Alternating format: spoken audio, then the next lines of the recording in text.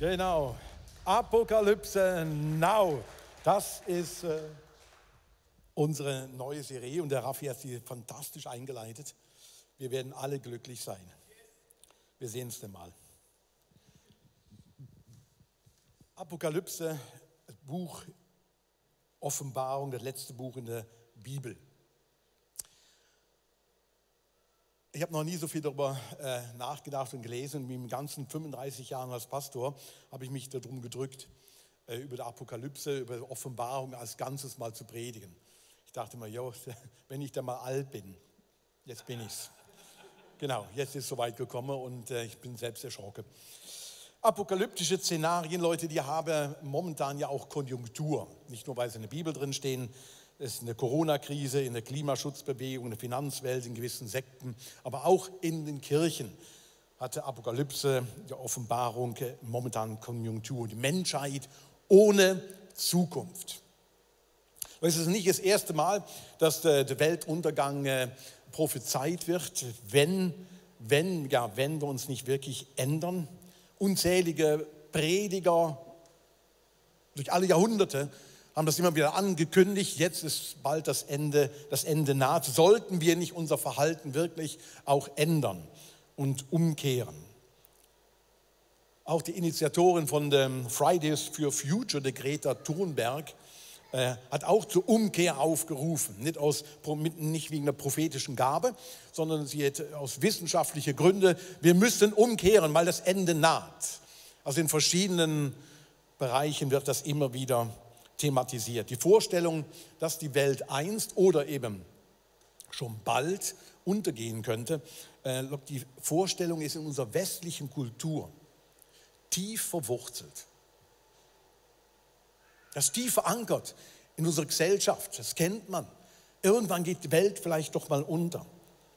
Und das hängt nicht unwesentlich mit dem letzten Buch der Offenbarung zusammen.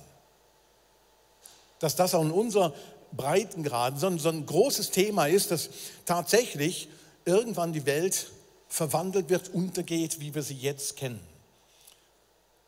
Und dieses letzte Buch von der Bibel, der Offenbarung, eben bekannt daraus Apokalypse, sie prophezeit wirklich ein Ende von dieser Erde, eine letzte Schlacht zwischen Gut und Böse, massive Erschütterungen. Und dieses letzte Buch der Bibel ist durch alle Jahrhunderte immer eine inspirierende Quelle gewesen für Künstler, eine inspirierende Quelle für Filmemacher, für Game-Entwickler, für Sektierer, für Menschen, die Verschwörungsgeschichten finden, nicht nur Verschwörung, das hat was, oder aber auch einfach für Kirchen. Das letzte Buch der Bibel ist eine wirkliche Quelle für alle möglichen Sachen hindurch. Albrecht Dürer, der gute Mann, von ihm stammt der Hintergrund von unserem Seriendesign. Er hat mehrere Szenen aus der Apokalypse so holzschnittartig gemacht. Unter anderem eben diese 4 apokalyptischen Reiter, die in der Offenbarung geschildert werden. Eindrücklich hat er sie dargestellt. Oder dieses 7-köpfige Tier, wo aus dem Meer hervorgeht. Dieses eigenartige Löwe mit den Hörnern obendrauf. Oder aber die sagenumwobene babylonische Hure, die im letzten Buch von dieser Bibel vorkommt. Auch sie hat er eindrücklich dargestellt. Im Schloss von Angers im Loiretal, sind ganz riesengroße Wandteppiche ausgestellt. Ihr könnt sie dort sehen. Meterhohe Wandteppiche. Wir waren vor einigen Jahren dort und haben sie angeschaut und haben das mal ein bisschen näher entdeckt. Wandteppiche im 14. Jahrhundert entstanden, meterhoch. Und die ganzen Wandteppiche haben nur ein Thema, und zwar die Offenbarung. Mehrere Szenen sind dargestellt, handgeknüpft. Wir haben ein Buch damals gekauft, wo alles Mögliche drin erklärt wird. Ganz viel Bibeltexte und nebendran diese Wandteppiche. Im 14. Jahrhundert in Auftrag gegeben und irgendwann dann fertiggestellt, in Kirchen ausgehangen und jetzt in diesem Schloss ausgestellt, wo man das bewundern kann.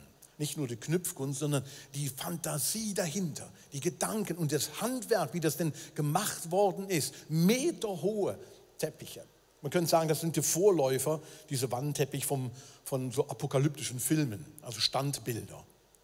Riesengroß, beeindruckend. Und bis in der Neuzeit, diese apokalyptischen Themen, die haben wirklich Konjunktur. Wir kennen alle diese bildgewaltigen Weltuntergangsfilme, die Konjunktur durch alle Zeiten durch hatten. Apocalypse Now, Francis Ford Coppola. Kennt ihn einer noch? Die Eltern vielleicht unter uns, ja. Ihr müsst euch nicht outen. Dieser Film, wo in Vietnam Untergang, der Krieg dargestellt wird, ist wahnsinnig eindrücklich. Aber auch andere Filme. Und immer wieder Klimawandel, Atomkriege, Übervölkerung, Pandemien, Meteoriten. Das sind immer die gängigen Hintergrundfolien von dieser apokalyptischen Szenen. 2012, dieser eine Film, sagenumwoben, wo die Welt untergeht. Oder Armageddon, The Core, Deep Impact, auch so ein gewaltiger Film. Book of Eli oder World War Z. Ich glaube, ich habe alles Gewaltige jetzt erwähnt, was man so erwähnen kann. Ne? Überall geht die Welt unter. Dramatik. Mutanten kämpfen miteinander, Heerscharen, 1000 Millionen Menschen sterben oder eben Städte werden vernichtet. Epische Schlachten. Und interessanterweise, man muss die Filme nicht toll finden, aber du wirst in allen Filmen immer eine Sprache finden, wo sich an der Offenbarung, das letzte Buch der Bibel, tatsächlich anlehnt. Sprachliches Buch mit 7 Siegeln, was ist da? Zornesschalen, Reiter und sehr viele Analogien werden dort gemacht. Und der Offenbarung hat es tatsächlich in sich. In dem Buch der Offenbarung geht es um Zahlen. Ganz viele Zahlen kommen vor. Zahl 7, sehr, sehr prominent. Dann 666. Die Zahl von dem Antichristen, vom Satan schlechthin. 144.000 wären irgendwo, sind dann mal im Himmel und singen Halleluja.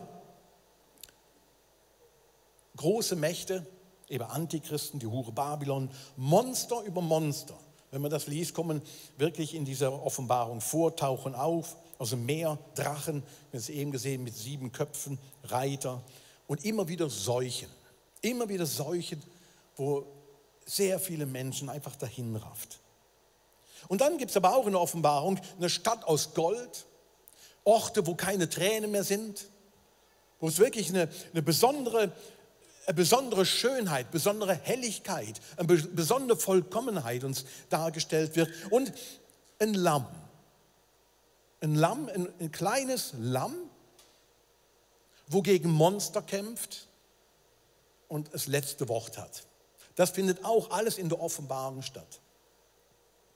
Und all die Schilderungen, die sind eindrücklich und die werfen wirklich Fragen auf oder man könnte auch sagen, die geben Raum für Interpretation. In welcher Zeit leben wir heute?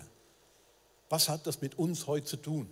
Wie können wir das irgendwo auf uns anwenden? Hat dieses Buch überhaupt irgendeine Bedeutung für uns? Weil lange Zeit war dieses Buch umstritten. Ursprünglich soll es gar nicht in den Kanon hinein, also in den Umfang von der Bibel. Aber dazu nächste Woche mehr. Was hat das Buch mit uns heute zu tun, Leute? Das Buch schildert wirklich eine Welt, die von dramatischen Erschütterungen und zerstörerischen Konflikten wirklich gezeichnet ist. Das wird da drin beschrieben. Leute, und gefühlt, nicht erst seit der Corona-Krise, gefühlt, wenn man so umherfragt, so ganz nebenbei, rücken manche Krisen wie uns auch hier näher auf den Leib. 9/11, Finanzkrise 2008, der arabische Frühling mit all seinen Auswirkungen, die es hat mit diesem andauernden, brutalen syrischen Bürgerkrieg und das Aufkommen von einem ganz neuen Autoritarismus. Immer mehr starke Männer, die wirklich oder sagen, so muss es sein und so wird es auf keinen Fall weitergehen und so weiter. Leute, aus den Gründen werden wir uns in der nächsten Woche mit dem letzten Buch der Bibel, der Offenbarung, beschäftigen. Was wirklich aktuell ist und tatsächlich, was in unserer Zeit auch, glaube ich, zu sagen hat. Und wir beschäftigen uns mit dem Buch, wo von allen möglichen Gruppierungen zitiert wird und daraus vorgelesen wird und interpretiert wird in unserer Zeit. Aber wir beschäftigen uns auch aus einem anderen Grund noch mit dem Buch der Bibel. Nicht nur, weil wir in einer Zeit sind, wo man gefühlt irgendwie die Krisen näher rankommen, uns auf einmal auch in einem anderen Maß wie betreffen, sondern wir beschäftigen uns auch mit dem Buch, weil das letzte Buch der Bibel, Leute, gibt uns eine der klarsten und schärfsten Visionen von Gott für sein letztliches Ziel mit uns als Menschen weltweit. So die klarste und schärfste Vision, die man sich überhaupt vorstellen kann, was Gott wirklich im Sinn hat, was seine Geschichtsschreibung im Sinn hat mit dir und mir, mit unserer ganzen Menschheit. Und deswegen ist wichtig, dieses Buch zu lesen. Es gibt eine ganz klare Vision über die Art und Weise, wie die mächtigen Kräfte, die zerstörerischen Kräfte des Bösen, die auf 1000 verschiedene Art und Weisen am Werk sind und nicht zuletzt in götzendienerischer Art und Weise und auch in korrupten, tyrannischen politischen Systemen, wie die gestürzt werden. Wie das tatsächlich passiert und wie das geschildert wird und durch wen, durch was. Und das ist das Erstaunliche in dem ganzen Buch von der Offenbarung. Es kommt sehr viel Gewalttätiges drin vor. Und wir werden einen Gottesdienst nur darüber haben, hey, ist Gott letztlich doch ein Rambo? Ist Gott letztlich so ein Rambo, der alles niedermäht? Was für eine Vision steckt denn dahinter? Wie muss man das denn lesen? Interessanterweise taucht immer wieder ein Lamm auf. Und letztlich besiegt ein Lamm alles Zerstörerische. Aber eben dazu in den nächsten Wochen mehr, zu all der Gewalt und all den komischen Bildern, die darin vorkommen. Leute, ich glaube, in einem kurzen Satz zusammengefasst, die Offenbarung ist eine Vision gegen Monster. Eine ganz grandiose Vision gegen Monster. Monster kommen vor, ausführlich, aber es gibt noch einen viel größeren Aspekt da drin. Es ist eine großartige Vision gegen Monster. Ich glaube, es ist ein Schlüsseltext der Offenbarung für eine Welt voller Krisen. Und eine echte, hoffnungsvolle Vision vom Kommen des universellen Reiches Gottes. Und deswegen glaube ich, das hat auch wirklich Auswirkungen auf uns hier. Wer sich, und ich möchte euch wirklich da vom Anfang an ein bisschen sensibilisieren darauf, wenn du dich darauf einlässt und in den nächsten Wochen selbst mal eine Offenbarung vielleicht liest, wenn du dich darauf einlässt, dann ist ein Rückzug in unsere kleine private Welt, ist an sich, der ist dir verstellt danach. Dann geht es einfach nicht nur um me, um my Jesus und wie werde ich heiliger und wie werde ich netter. Wenn das Buch von der Offenbarung liest und wirklich ein Stück an dich rankommen lässt und sagst, das möchte ich mir antun, dann kann man sich nicht zurückziehen einfach und sagen, jetzt muss ich mal für mich schauen. Und das hängt sehr damit zusammen, an wen ist das Buch geschrieben worden. Und noch was zu Beginn von der Serie. In der Offenbarung werden verschiedene Ereignisse geschildert. Da werden Zornesschalen werden ausgeschüttet und dann passiert das, dann passiert das, dann passiert das. Und ich sage es ganz am Anfang, die Offenbarung ist kein Buch, wo unser Fahrplan offenbart wird. Dann kommt das, da musst du links abbiegen, da darfst du auf keinen Fall rechts abbiegen, da musst du den Weg hier gehen. Das ist kein Fahrplan. Im Sinne, das passiert alles miteinander. Und das ist auch nicht irgendwie eine apokalyptische Seifenoper, die man gar nicht ernst nehmen muss. Das ist es nämlich auch nicht. Es ist keine esoterisch verschlüsselte Geschichte mit unterlegten Zahlen, Codes. Falls du auf das gehofft, das muss ich dich enttäuschen. Aber wir werden über die Zahlen reden. Aber es ist eben nicht das. Und nochmals, es ist kein Fahrplan fürs Ende der Welt. Aber sehr wohl wird das Ende von unserem, was wir als Welt kennen, wird geschildert. Und sehr wohl betrifft das uns heute. Aber es ist kein Fahrplan dahinter im Sinn von, wie es momentan an manchen Orten gängig ist, zu sagen, dann kommt Covid-19, dann kommt Covid-20, weil Bill Gates steckt ja dahinter, dann kommt Covid-21 und dann kommt die Impfung, dann kriegst du Impfpass. Und dann ohne Impfpass darfst du irgendwann dann nicht mehr einkaufen oder nicht mehr reisen. Und all die Sachen haben durchaus eine relevante Bedeutung heute und sind relevante Fragen. Aber hinter dem Buch der Offenbarung steht nicht ein minutiöser Fahrplan. Aber es zeigt die Vision, was Gott als Geschichte vorhat. Und mehr dazu in den nächsten Wochen. Wer als Fahrplan dran geht, wer denkt, das ist irgendwie, da muss das und das passieren, der verpasst, glaube ich, die hoffnungsvolle Message, wo in dem Buch vorkommt. Offenbarung 1. Wir lesen ein paar Verse miteinander. In diesem Buch enthüllt Jesus Christus was ihm von Gott über die Zukunft gezeigt worden ist. Gott hat ihm den Auftrag gegeben, seine Diener wissen zu lassen, was kommen muss und schon bald geschehen wird. Und deshalb sandte Jesus seinen Engel zu seinem Diener Johannes mit der Anweisung, ihm die zukünftigen Dinge sehen zu lassen. Johannes nun berichtet alles so, wie es ihm gezeigt wurde und wie er es als Botschaft Gottes von Jesus Christus empfangen hat. Glücklich, wer aus diesem Buch vorliest. Glücklich, wer diese prophetische Botschaft hört und sich danach richtet. Denn was hier angekündigt ist, wird sich bald erfüllen. Johannes an die 7 Gemeinden in der Provinz Asien. Gnade und Friede wünsche ich euch von dem, der ist, der war und der kommt, von den 7 Geistern, von seinem Thron und von Jesus Christus und von den vertrauenswürdigen Zeugen für die Wahrheit, der als erster von den Toten auferstanden ist und jetzt über alle Könige der Erde regiert. Ihm, der uns liebt und uns durch sein Blut von unseren Sünden erlöst hat. Ihm, der uns zu Mitherrschern in seinem Reich und zu Priestern für seinen Gott und Vater gemacht hat. Ihm gebührt die Ehre und die Macht für immer und ewig. Amen. Und er wird wiederkommen. Auf den Wolken wird er kommen. Und alle werden ihn sehen, auch die, die ihn durchbohrt haben. Sein Anblick wird alle Völker der Erde in Schrecken und Trauer versetzen. Ja, Amen, so wird es sein. Ich bin das A und das O, der Ursprung und das Ziel aller Dinge, sagt Gott, der Herr, der ist und der war und der kommt, der allmächtige Herr. Jetzt redet Johannes da, Johannes, euer Bruder, bin auf der Insel Patmos verbannt worden, weil ich das Wort Gottes verkündigte und für die Botschaft von Jesus eintrat. Gefangen genommen, deportiert. Ich bin also wie ihr um Jesu Willen in Bedrängnis, aber durch Jesus haben wir alle auch Anteil an Gottes Reich und sind dazu aufgerufen, unbeirrt durchzuhalten. Hier auf Patmos wurde ich an einem Sonntag, dem Tag des Herrn, vom Geist Gottes ergriffen. Ich hörte hinter mir eine Stimme, die durchdringend wie eine Posaune klang und die mir befahl, schreibe das, was du siehst, auf eine Schriftrolle und schicke sie an die 7 Gemeinden. So fängt die Offenbarung an. Johannes ist auf Patmos, kleine Insel, und schreibt. Und es ist nicht der Johannes, der das Johannes-Evangelium geschrieben hat. Es ist auch nicht der Johannes, der die Johannesbriefe geschrieben hat, sondern irgendein Johannes. Man nannte ihn Johannes den Seher, den Propheten. Es gibt verschiedene Geschichten, die um ihn herum ranken, wie er nach Patmos gekommen ist. Offensichtlich ein Mann, der für das Evangelium eintrat, der predigte, der sich nicht mundtot machen ließ, der sich auch nicht einfach so den Mund verbieten lässt, sondern wirklich, er hat gepredigt und ist deswegen gefangen genommen worden. Hopp, zack, nach Patmos. Weg mit dir, du bist zu heikel.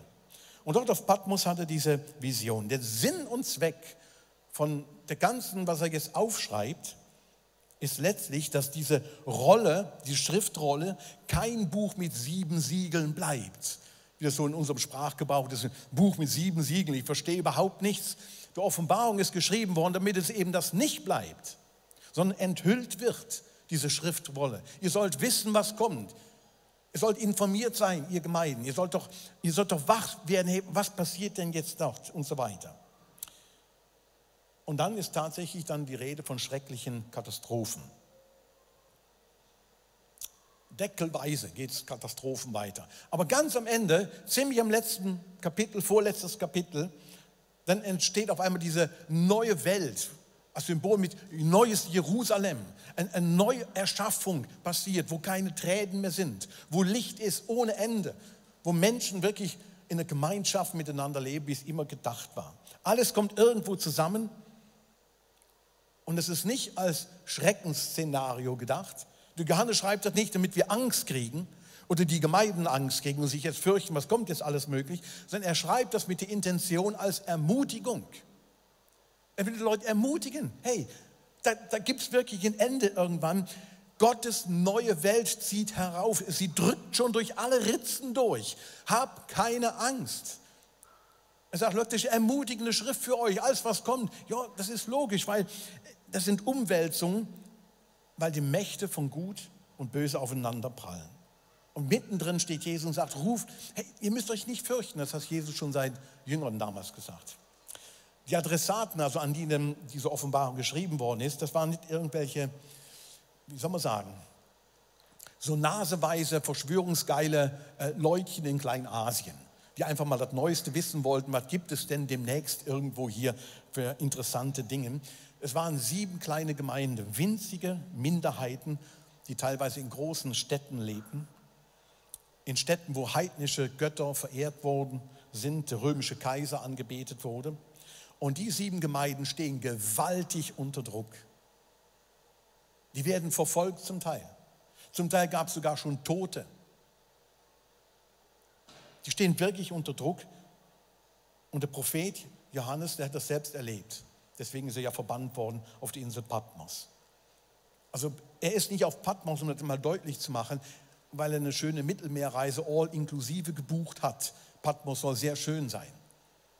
Das ist er nicht. Nein, er ist wirklich verbannt worden, weil er das Evangelium gepredigt hat.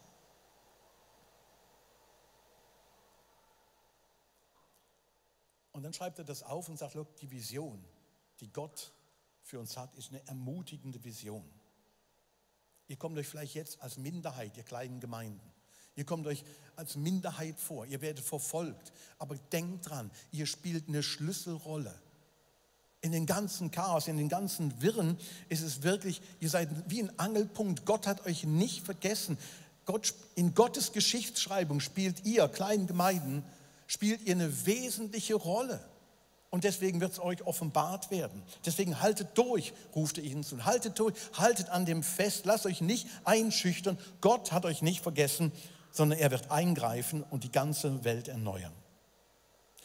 Wie muss man die Offenbarung lesen? Am besten kann man es vielleicht so ein bisschen verdeutlichen. Die Offenbarung spielt auf 3 Bühnen ab. Und die erste Bühne ist wirklich, das sind diese 7 kleinen Gemeinden. Das ist die allererste Bühne, wo alles drauf stattfindet. Teilweise sind die Gemeinden von Paulus damals mitgegründet worden. Es sind Gemeinden, Kirchen im feindlichen Umfeld. Die waren Minderheiten, die hatten Angst zum Teilweise ums Überleben. Und seine Briefe, die schickt er im 2. und 3. Kapitel, wo dann explizit die Gemeinden angesprochen werden. Um das geht es hier. Und das Schicksal von den Gemeinden kommt später in der Offenbarung immer wieder vor. Man merkt, da und dort passiert was mit ihnen. Und für die Menschen, die 7 kleinen Gemeinden, ist die Offenbarung primär geschrieben worden. Aber natürlich gilt es auch für uns. Aber primär sind das 7 kleine Gemeinden, für die wurde das geschrieben. Das ist die erste Bühne. Die zweite Bühne, wo man der Offenbarung drauf liest, ist wie der Thronsaal. Und wir haben auf einmal einen Blick in den Himmel hinein. Und der Himmel ist nicht irgendwo, sondern der Himmel ist die verborgene Seite von dieser Erde. Die unsichtbare Seite von dieser Erde. Und Johannes schreibt jetzt darüber, über diesen Thronsaal, wo Engelsmächte sind, wo das Lamm ist, wo die Ältesten sitzen und beschreibt so diesen Thronsaal. Das ist die zweite Bühne. Aber das ist die unsichtbare Seite von der Erde. Nicht ein Ort weit weg, sondern das hat sofort einen Zusammenhang mit der ersten Bühne. Da steigen Gebete auf, wird beschrieben, als Rauchopfer und so weiter. Und die kommen im Himmel an. Das ist ja nicht weit weg, sondern das ist ganz nah beieinander. Das ist die zweite große Ebene von der Offenbarung. Und dann gibt es die dritte große Ebene. Und das ist an sich die Bühne von der Macht. Das sind all die gewaltigen Mächte, Könige, das boshafte Monster, die in Aufruhr gekommen sind durch dieses Lamm am Kreuz und sich jetzt aufmachen und kämpfen und wie irre unterwegs sind, gegen die neue Botschaft anzukämpfen. Und das ist die dritte Bühne.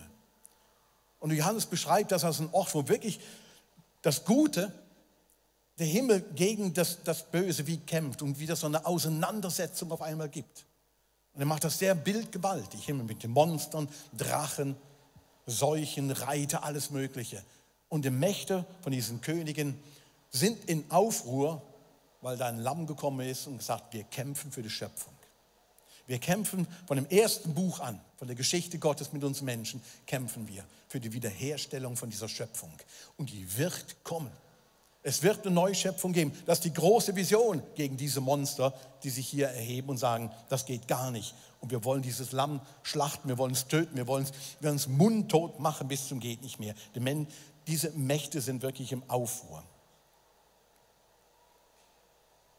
Und dann wird beschrieben, wie der Zorn von Gott. Gott als zorniger Gott wird dargestellt, wie er wirklich sich ausschüttet. Gott schaut nicht drüber hinweg, wie mit Menschen umgegangen wird. Gott schaut nicht über Ungerechtigkeit hinweg. Gott ist zutiefst am Ringen für seine Schöpfung, die getreten wird und zerstört wird. Und er macht deutlich, ich halte an meinem Projekt. Ich halte an meinem Projekt, wo er in den ersten Seiten der Bibel angefangen hat. Ich halte an dem Projekt fest, bis zum Schluss.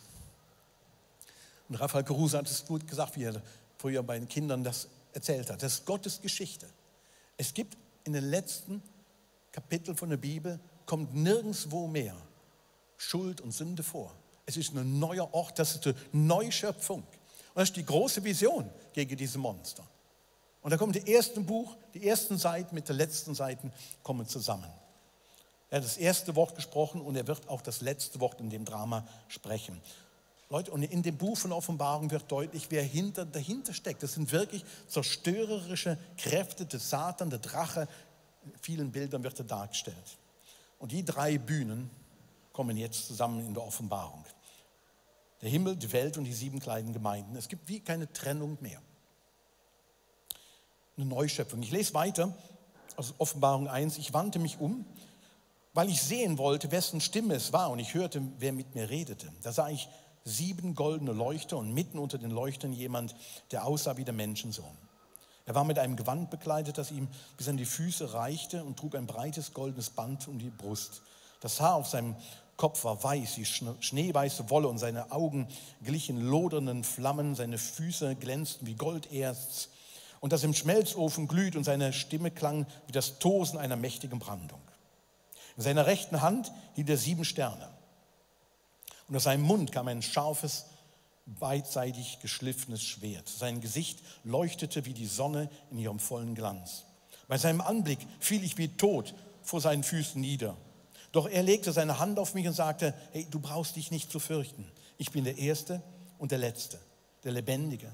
Ich war tot, aber jetzt lebe ich in aller Ewigkeit. Ich habe die Schlüssel zum Tod und zum Todesreich. Albrecht Dürer hat diese Szene eindrücklich mal festgehalten. Gott, wie er da thront, dieses zweischneidige Schwert da in seinem Mund und der Johannes, der zuerst mal wie tot, wie ohnmächtig fällt auf den Boden und weiß gar nicht, wow, was ist da? Er ist erschlagen von dieser wuchtigen Erscheinung. Und das allererste, was er dann hört, hey, fürchte dich nicht, fürchte dich nicht, fürchte dich nicht. Ich habe die Schlüssel zum Tod und der Unterwelt. Und das ist ein gewaltiges Bild. Ich habe die Schlüssel vom Tod und von der Unterwelt.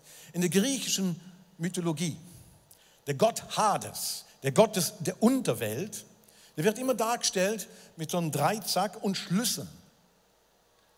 Als Symbol dafür, Hades entlässt niemand aus dem Todesreich. Er hat die Schlüssel. Er schaut, dass niemand rauskommt aus dem Todesreich. Und Jesus explizit ist nach seinem Tod in den Hades, in diese Unterwelt, dieses Zwischenreich und hat die Schlüssel genommen und sagt das explizit jetzt in dieser Vision dem Johannes, hey, look, ich habe die Schlüssel. Der Tod hätte die Schlüssel nicht mehr. Nix, das ist kein endgültiger Ort. Gott kommt wirklich zu seinem Ziel. Ich habe das, Leute, das Buch ist geschrieben, damit wir den Mut von Glauben denjenigen weitergeben, die momentan vielleicht festgeschlossen sind oder fest weggeschlossen sind, die in ihrem Selbst, in ihren Ängsten und ihren Befürchtungen in dieser Welt wirklich eingeschlossen sind. Das Tor ist nicht länger verriegelt, weil Jesus hat es aufgeschlossen. Und er hat gesagt, ich habe es in der Hand. Das ist die große Vision. Gegen dieses Monster, wo sagen will, der Tod wird doch siegen. Am letzten Endes werden die Mächtigen und diejenigen, die Gewalt üben, die werden siegen. Und Jesus macht dem Johannes deutlich, nein, no way, fürchte dich nicht. Fürchte dich nicht, ihr Ausgesperrten, die sich ausgesperrt fühlen von jeglicher Gemeinschaft. Look, ihr hört dazu. Fürchtet euch nicht, die ihr vielleicht euch abgeschlossen von der Welt vorkommt. Traut euch was. Kommt heraus oder fürchtet euch nicht, ihr Verzweifelnden, die suchen. Da ist einer, der hat einen Schlüssel für dein Leben. Und du musst ihn nicht länger suchen, das ist wirklich Jesus, der diesen Schlüssel hat. Und fürchtet euch nicht, ihr lieben Christen und Mitchristen, hier daheim, und wo er vielleicht momentan noch zuschaut. Fürchtet euch nicht, Leute, seid aufgeschlossen. Seid aufgeschlossen und mutig und hoffnungsvoll. Leute, lasst uns zu Türöffnern werden, weil Jesus hat die Schlüssel. Und sagt, geht hin und verkündet diese gute Nachricht. Wir können selbst Türöffner werden für alle, die draußen sind und mitten in so einer Krisenzeit denken, wo führt das hin? Es führt in eine gute Zukunft. Eine gute Zukunft erwartet euch. Leute, wenn das wahr ist, dass Jesus die Schlüssel hat, dass tatsächlich Endzeit ist, seit der frühesten Zeit, seit Jesus in den Himmel gegangen ist, ist Endzeit. Wir warten auf seine Wiederkunft. Ja, darauf warten wir. Es wird wirklich eine neue, gute Neuschöpfung geben. Leute, dann ist Kirche nicht einfach eine Freizeitbeschäftigung für besonders religiös motivierte Leute. Dann ist Kirche wirklich ein Ort, wo Hoffnung rausgehen kann, weil wir Türöffner sind in diese neue Welt und sagt, die kommt uns von vorn entgegen. Wir sind nicht hier irgendwie eine Agentur zur Bewältigung von Krisen. Nein, wir sind der Ort, wo wir festhalten, dass eine Neuschöpfung kommt. Es gibt eine großartige Vision, die kommt uns vorne drin. Leute, wir sind mittendrin in so einem Sturm.